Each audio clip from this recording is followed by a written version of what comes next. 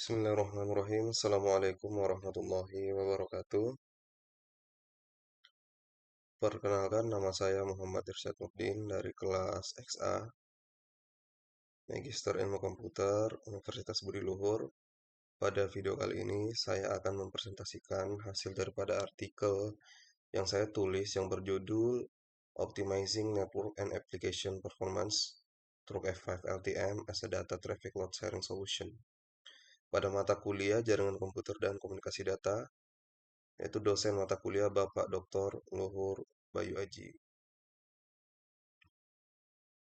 Nah, pada penelitian ini saya akan membahas bagaimana sebenarnya F5 memberikan solusi terhadap penyeimbang beban dalam pembagian traffic data pada saat penggunaan aplikasi.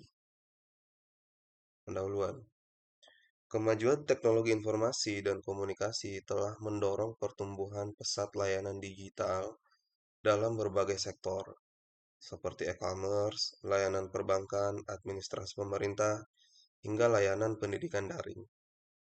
Seiring meningkatnya volume transaksi dan kompleksitas aplikasi yang digunakan, performa jaringan komputer menjadi faktor kritis yang menentukan kualitas layanan dan pengalaman pengguna. Masih banyak instansi dan perusahaan menggunakan infrastruktur yang masih konvensional, yang mana bebannya diberikan kepada satu server utama atau beberapa server utama, sehingga ketika server tersebut ada kendala, ada anomali, tentu aplikasi yang digunakan juga akan terjadi anomali atau terjadi penghambatan lah ceritanya. Bahkan banyak hal-hal yang masih saja dibebankan kepada server, seperti dalam hal penggunaan SSL. Nah, dalam hal ini kita butuh sebuah perangkat yang mana semua beban tidak dibebankan lagi ke server, tetapi dibebankan ke satu perangkat khusus, yang mana perangkat ini akan saya jelaskan di penjelasan berikutnya. Nah, dan perangkat ini yang akan meload balance atau membagi traffic data secara merata di antara beberapa server yang data aplikasinya kita isi secara sama. Nah, kondisi ini menegaskan perlunya penerapan teknologi manajemen traffic yang lebih cerdas, seperti yang saya jelaskan tadi, dinamis dan adaptif terhadap karakteristik traffic modern. Salah satu solusi yang banyak diadopsi oleh perusahaan skala menengah hingga besar adalah penggunaan F5 load balance, khususnya modul Local Traffic Manager, karena F5 itu tidak hanya satu modul aja. Ada GTM, ada ASM, ada juga APM, itu bahkan sampai ke tingkat security juga di-handle oleh F5. Tapi kita fokusnya pada Local Traffic Manager dulu. Yang mana ini memungkinkan distribusi traffic secara efisien. Dari layer transport 4 dalam artian bisa dari layer 4 hingga layer 7 dalam model OSI. Teknologi ini hadir untuk menjawab tantangan performa jaringan masa kini melalui pemrosesan traffic konstekstual dan penyebaran beban kerja yang optimal di berbagai sumber daya server yang tersedia, serta memberikan keunggulan nyata dalam efisiensi dan keandalan layanan digital yang berskala besar. Jadi FF ini akan membagi beban secara merata dari server-server yang kita sediakan, sehingga ketika server satu mati, masih ada server lainnya yang akan menjadi cadangan. Bagaimana sih konsep daripada F5 Big IP dan load balance? Konsep dasar load balancing dalam jaringan komputer adalah mekanisme distribusi lalu lintas data secara merata ke beberapa server atau jalur komunikasi agar tidak terjadi beban berlebih pada satu titik tertentu dalam jaringan. Jadi konsepnya seperti ini, klien hit ke F5, dari F5 membagi data traffic dari server yang kita sediakan. Nah, server ini kita sebut dengan pool member. Nah, satu kelompok server ini kita sebut dengan pool. Nah, ada satu pendapat itu Jore Pali tahun 2020 menyatakan bahwa sistem jaringan tanpa mekanisme load balance itu menunjukkan penurunan kinerja secara signifikan saat terjadi lonjakan traffic. dengan response time meningkat lebih dari 300 ms dan paket loss di atas 15%.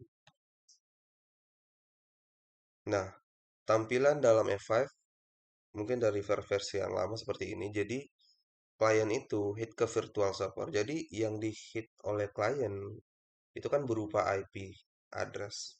IP-nya itu dalam F5 itu sebuah virtual server namanya, atau kita sebut dengan VIP. Nah, lalu ada pool.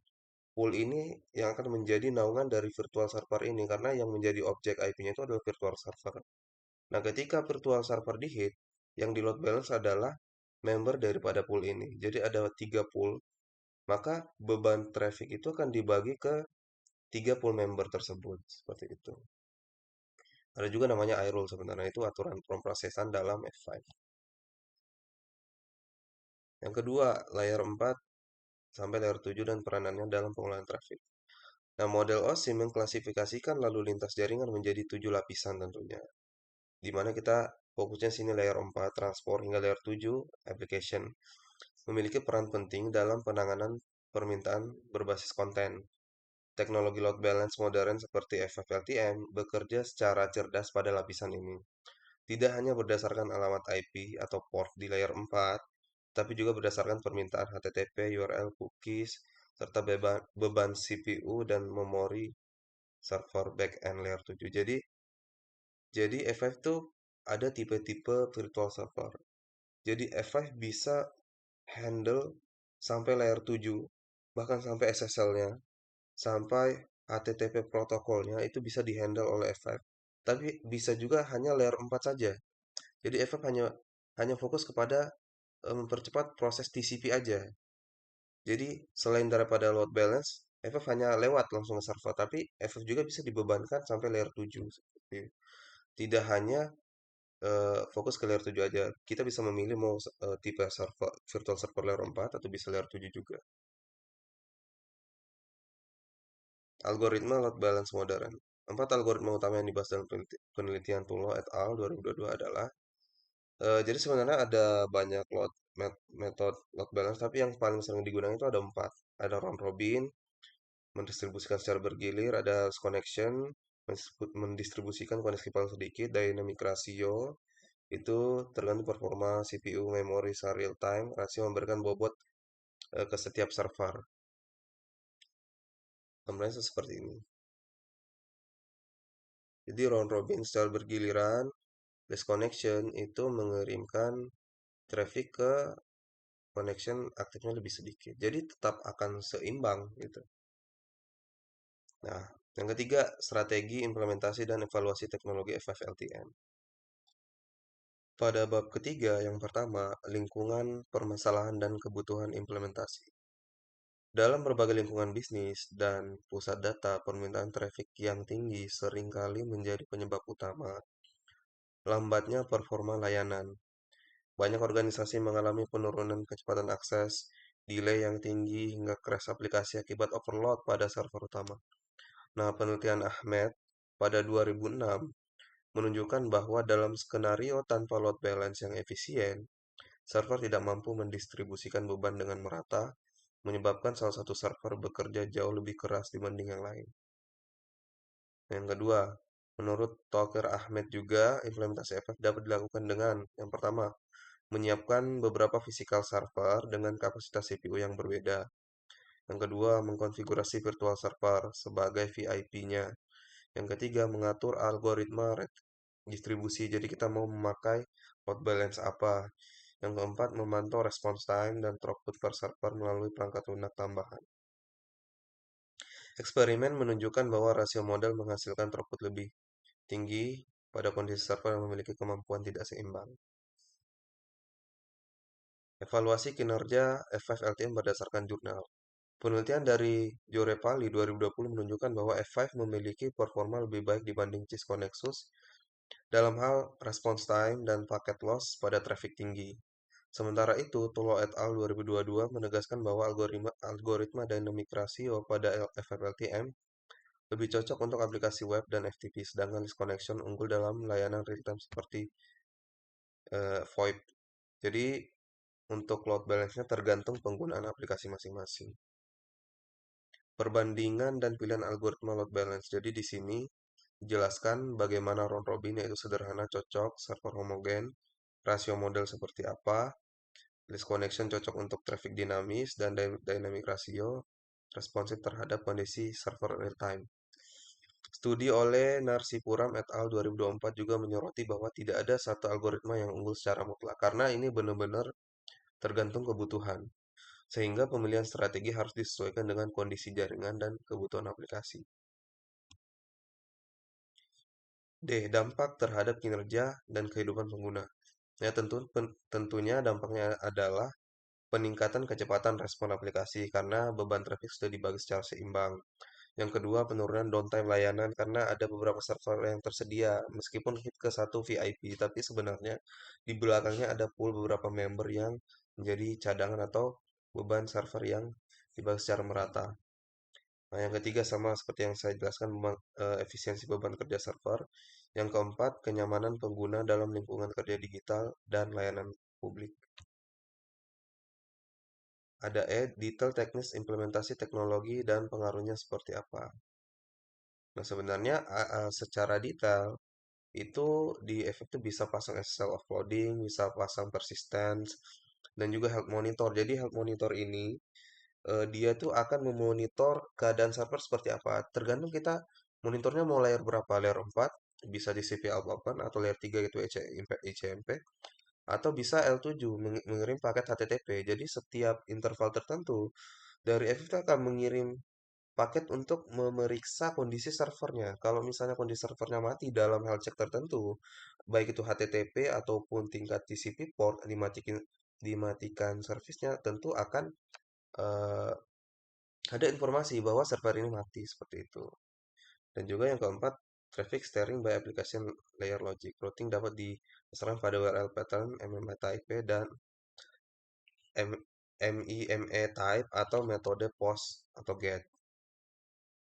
Lalu ada diagram proses implementasi FF. Ini, maaf saya nggak masukin.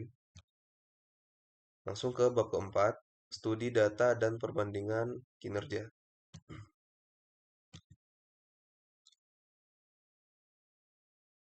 Yang pertama, dampak dan perbandingan dengan teknologi sebelumnya. Pengguna FFLTM terbukti memberikan dampak signifikan jika dibandingkan dengan teknologi sebelumnya. Kalau dilihat dari tabel perbandingan penggunaan load balance dan tanpa load balance, tentu secara response time itu lebih cepat dengan load balance, paket loss lebih rendah, throughput lebih tinggi, dan uptime juga pakai redundant atau high availability.